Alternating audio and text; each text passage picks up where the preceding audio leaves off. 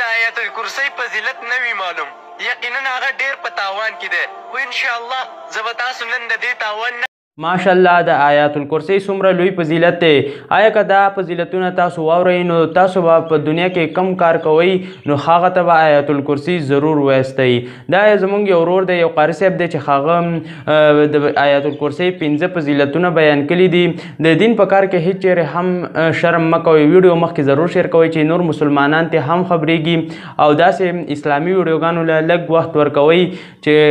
دې کې تاسو ته ډېر معلومات ډېره پوهه هم کیږي چې تاسو به د دې په آیات الکرسی فضیلت نه خبر شئ نو تاسو چې په دنیا کې کم کار کوئ نو تاسو به آیات الکرسی ضرور ویستئ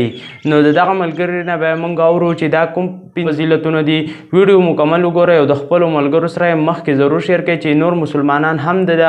آیات الکرسی د فضیلت نه خبر شي زمونږ هم کار دی چې زمونږ خپلو ملګرو له یو ښه ویډیو راوړو یو سبق آموز ویډیو ورله راوړو چې هغه ته هم پیدا والي او موږ ته هم پیدا نو او راځئ دا ویډیو وګورئ او د خپلو ملګرو سره یې مخکې ضرور شیر کړئ چې د آیت الکرسۍ فضیلت نه وي معلوم یقینا هغه ډېر په تاوان کې دی خو انشاءالله زه به تاسو نن د دې تاوان نه ساتمه ځکه که نه چې زه نن په دې ویډیو کې تاسو ته د آیت الکرسۍ 15 فضیلتونه بیانوم د تاسو دا ویډیو د ځان سره سیو کړئ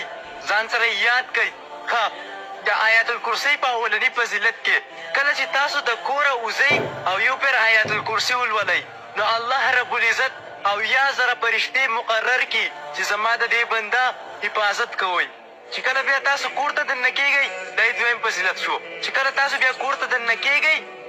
او یو پیر آیت الکرسي ولولئ نو انشاءالله الله رب العزت به ستاسو په رزق کې کمی نه راولي الله رب العزت به ستاسو په رزق کې اضافه وکړي تاسو ته به په نعمتونو کې اضافه وشي انشاءالله تعالی او بیا یې درېیم فضیلت چې کله تاسو اوده کېږئ او یو پیر آیت الکرسي ولولئ نو الله رب العزت یو فرشته مقرر کړي په تاسو باندې چې زما د دې بنده حفاظت کوئ زما د دې بنده خیال ساتئ نو بیا تاسو ته ګنده خوبونه تاسو د هر آفت نه بچوئ نه بلکې تاسو خو ستاسو آس پاس ستاسو علاقې والا هم بیا الله رب العزت حفاظت کوي او چې کله بیا تاسو د اوداسه نه یو پیر مخکې او د اوداسه نه یو پیر پس آیت الکرسي وایي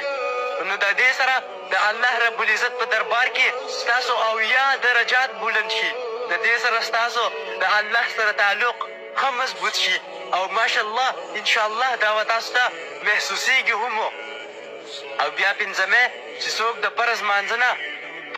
یو پیر آیات الکرسي ووایي نو رسول الله صلی الله علیه و آله وسلم ارشاد مبارک دی چې د دقې کس او د جنت په منځ کې صرف مرګ پرده دی چې کله دی مړ شي ډایرکټ دی جنتي دی نو د دې آیات الکرسۍ د دې فضیلتونو نه خپل دوستان لازم خبر کړئ جزاک الله